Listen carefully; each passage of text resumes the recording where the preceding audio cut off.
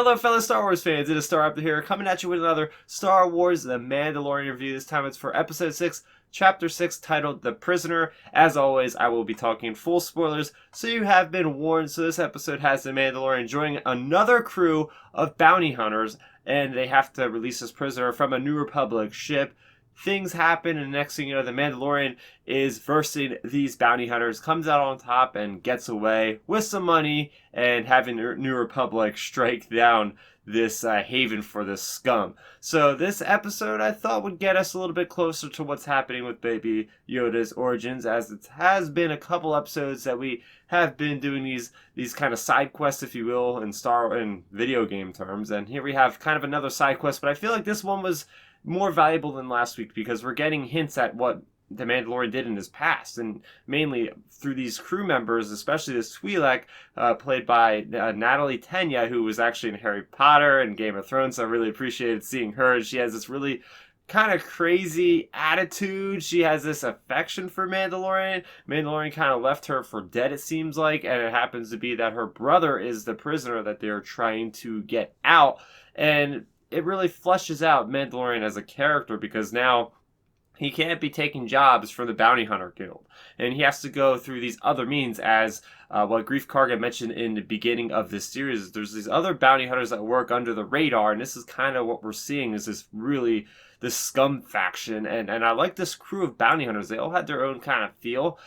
We had this other character played by Bill Burr, who was an ex-sniper or sharpshooter for the Empire, which is pretty cool. But then we also had this Devaronian played by Clancy Brown, who is actually the voice actor for Savage Repressed in the Clone Wars. And mind you, there was a lot of callbacks to the Clone Wars in this episode for the people that have been involved with the Clone Wars. Even that New Republic soldier, apparently that was Matt Lander, the voice of Anakin Skywalker. Plus we see Dave Filoni front and center at the end of this episode with the X-Wings of the New Republic. We also have the director of Rick Famuyiwa of this episode in episode 2, who is also one of the X-Wing pods, as well as Deborah Chow from episode 3. That director, she was also in an X-Wing. So it was like all these connections to Dave Filoni and the Mandalorian in general in this episode was pretty darn cool. But getting back to this, so we have this crew, and there was also this droid, and the droid gave me a little bit of problems because it seemed like it wasn't robotic enough, the performance. Like, you could easily tell there was a human beneath those armor plates, and he wasn't like, I feel like they could have added like more elements of like little windy gears as he's moving or something, kind of like C-3PO. And we also have this leader of this bounty hunter kind of underworld, and he was definitely interesting, and I think we're not going to see the last of these guys from this episode. I feel like, especially the way they left it off with these guys being in prison, now they have a huge grudge against the Mandalorian, and I think we'll probably see him in season 2 maybe.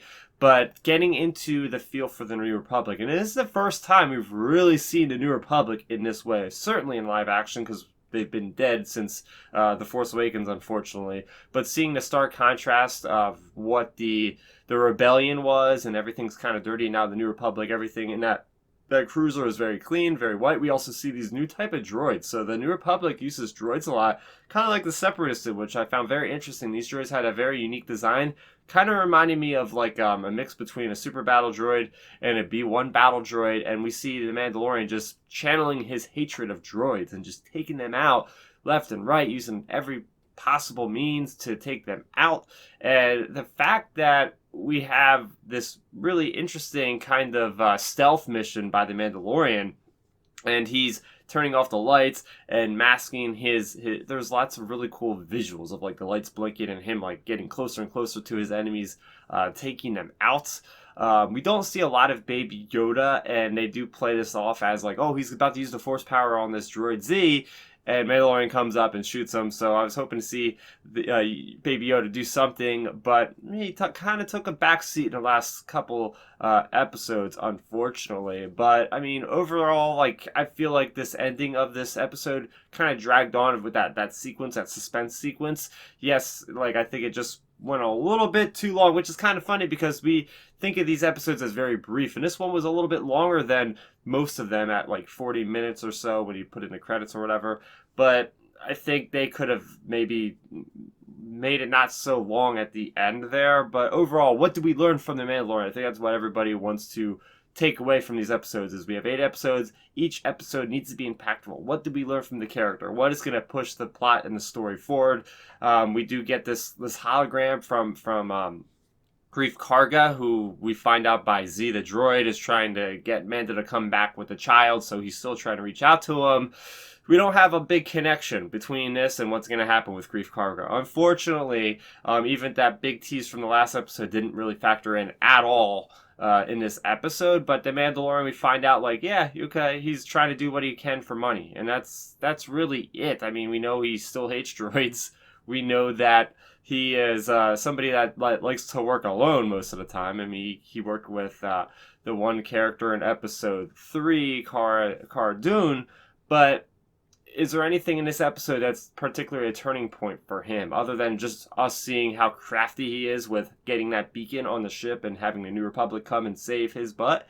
Yeah, I don't know if we learned anything incredibly exciting in this episode, other than just having a solid episode that was full of action, added a lot of flavor, a lot of backstory to the whole galaxy as a whole, and really like getting into that comic booky Legends type of feel where you have a group of bounty hunters going at it, taking a bunch of droids and leaving one of the guys left for dead. So it's a story we kind of seen before in different mediums and different franchises, but it's nice to get a Star Wars spin, and certainly be in new locations, being this derelict ship hangar, the space station being a New Republic ship. So it was kind of cool stepping off of a planet's surface and doing things from the interior of a ship. So I want to hear what you guys have to say about this episode of The Mandalorian. Where do you rank it in your The Mandalorian episodes? I'm going to put it somewhere in the middle, I think. But other than that, that's going to do it for me, Starrapter. If you guys are new to the channel, welcome. You can simply follow these reviews every week by subscribing, hitting that notification icon so you never miss